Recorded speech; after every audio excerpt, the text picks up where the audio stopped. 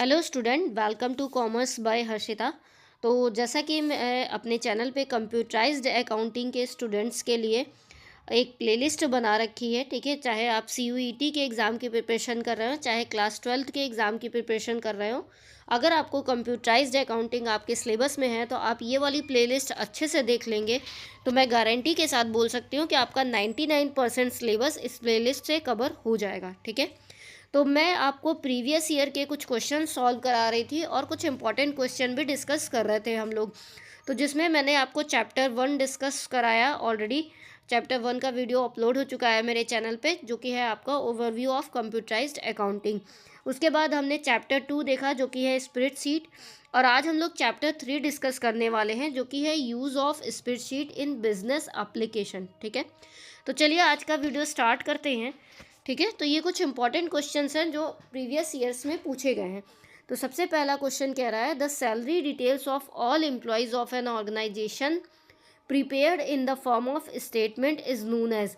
तो जो salary details हम एम्प्लॉय की प्रिपेयर करते हैं ऑर्गेनाइजेशन के, उनका जो स्टेटमेंट प्रिपेयर करते हैं उसको क्या कहते हैं?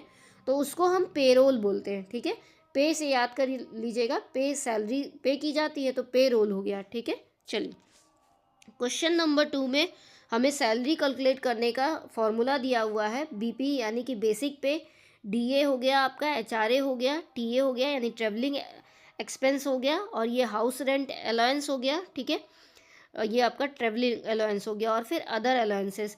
तो इक्वल टू क्या होता है? तो इक्वल टू ग्रॉस सैलरी निकलती है। ठीक है, तो ग्रॉस सैलरी का यही फॉर्मूला होता है, उसमें हम basic pay, DA, HRA, TA और अदर अलाउंस ऐड करते हैं तो हमारी ग्रॉस सैलरी निकलती है। ठीक है, तो ये फॉर्मूला क्या रिप्रेजेंट करता है? ये रिप्रेजेंट करता है total compensation paid by an employer to an employee before any deduction. बिना किसी डिडक्शन के जो टोटल कंपनसेशन दी जा रही है वो इसमें रिप्रेजेंट करती है। उसी को हम ग्रॉस सैलरी बोलते हैं, such as income tax, provident fund और प्रोफेशनल टैक्स। ये सब अभी नहीं दिया गया है, इसके पहले की जो सैलरी है वो ग्रॉस सैलरी कहलाती है। ठीक है, चलिए क्वेश्चन नंबर 3 में देखते हैं। इसमें PF plus PT plus TDS plus other deduction is equal to. तो अदर डिडक्शन के बाद टोटल डिडक्शंस निकलती हैं। ठीक है, पीएफ मतलब प्रोविडेंट फंड हो गया, पीटी मतलब प्रोफेशनल टैक्स हो गया, और टीडीएस मतलब टैक्स डिडक्टेड एट सोर्स हो गया, और अदर डिडक्शन सबको ऐड कर देंगे तो हमारी टोटल डिडक्शंस निकल आएंगी। ठीक है, जो कि हमें पेरोल से डिडक्ट करना है, उसी को कहेंगे टोटल पेरोल डिडक्शन। तो ये हमारी मैंडेटरी या वॉलंटरी डिडक्शंस होती हैं, जो कि एम्प्लॉयज़ की ग्रॉस सैलरी से डिडक्ट की जाती हैं, जिससे हमारी नेट टेक होम पे मिलता है, मतलब नेट सैलरी हमारी निकलती है। ठीक है, तो ग्रॉस सैलरी से हम इसको डिडक्ट करते हैं तो हमारी नेट सैलरी निकलती है। चलिए क्वेश्चन नंबर 4 में कह रहा है डीए इज़ 14%। ठीक है, तो हमारा डियरनेस अलाउंस 14% है बेसिक पे का। The amount of basic pay is entered in cell D2। Cell हमारी एक्सेल की सेल D2 है, जिसमें हमारी बेसिक पे का अमाउंट इंटर किया गया है। तो हमें फॉर्मूला लिखना है इंटर्ड इन सेल D3 में फॉर्मूला लिखना है कैलकुलेट करने के लिए डियरनेस अलाउंस। तो हम क्या लिखेंगे? तो हम क्या करेंगे, D2 हमारी बेसिक पे जहाँ लिखी होगी D2 सेल में है तो D2 इंटू 14% कर देंगे तो हमारी डियरनेस अलाउंस निकल आएगी। ठीक है, तो अगर हमें कैलकुलेट करना है percentage of a specific value in a spreadsheet, you multiply the cell reference. तो हम सेल रेफरेंस को मल्टीप्लाई करते हैं उसके परसेंटेज रेट से, तो हमारी जो है वो डिटेल निकल आती है। जैसे D2 हमारी सेल रेफरेंस है बेसिक पे की, बेसिक पे हमारी D2 सेल के अंदर लिखी हुई है। ठीक है, और 14% हमारा डियरनेस अलाउंस है। ठीक है, तो दोनों को आपस में मल्टीप्लाई कर देंगे तो हमारा आंसर निकल आएगा। तो dearness allowance is equal to, formula क्या होता है, बेसिक पे इंटू रेट। ठीक है, चलिए क्वेश्चन नंबर 5 देखते हैं। क्वेश्चन नंबर 5 में कह रहा है gross salary and total deductions are shown in D8 and G8 respectively.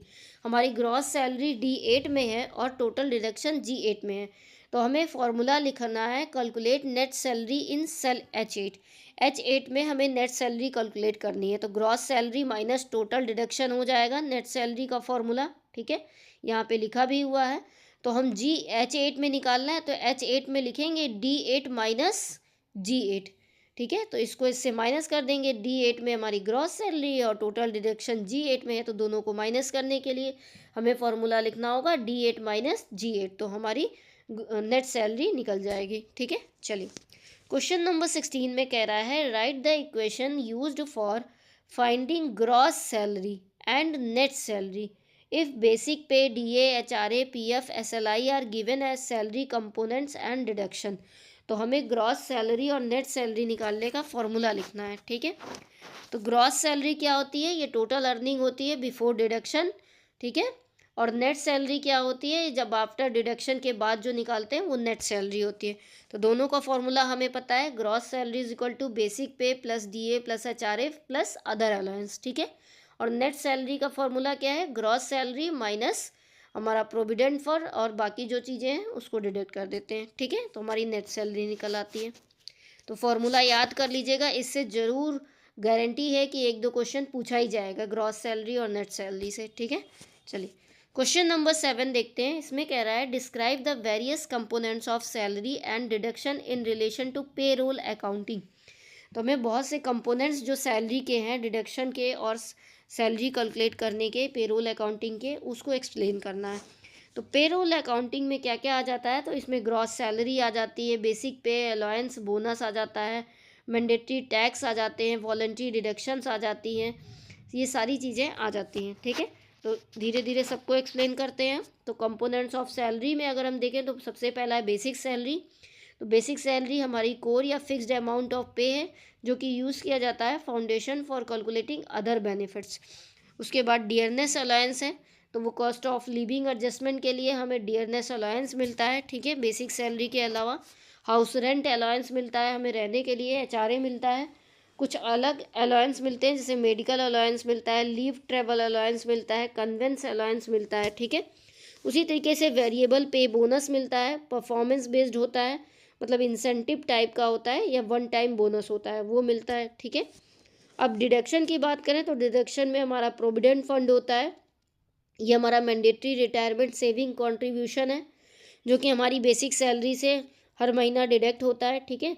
उसके बाद टैक्स डिडक्टेड एट सोर्स है जो कि डिडक्ट किया जाता है, प्रोफेशनल टैक्स है, एम्प्लॉय स्टेट इंश्योरेंस है और वॉलंटरी डिडक्शंस है। तो ये कुछ कंपोनेंट्स हैं हमारे जो कि डिडक्शंस और हमारी सैलरी के लिए ज़रूरी होते हैं, ठीक है। तो इन सबको याद कर लीजिएगा, वीडियो को 2-3 बार स्पीड बढ़ा करके देख लीजिएगा, लेकिन चीज़ों को याद ज़रूर कर लीजिएगा, ये सब आपके एग्ज़ाम में पूछा जाएगा, ठीक है। चलिए अगर कोई डाउट हो तो आप कमेंट करके पूछ सकते हैं। इसका पीडीएफ चाहिए होगा तो इसी वीडियो के नीचे कमेंट कर दीजिएगा, तो मैं अपने Telegram channel @commerce by Harshita पर शेयर कर दूँगी, आप वहाँ से पीडीएफ डाउनलोड कर सकते हैं। चलिए वीडियो को ज़्यादा से ज़्यादा शेयर करिएगा ताकि ज़्यादा से ज़्यादा स्टूडेंट बेनिफिट उठा सकें। चैनल को सब्सक्राइब कर दीजिएगा आगे की और वीडियोज़ देखने के लिए। Thanks for watching.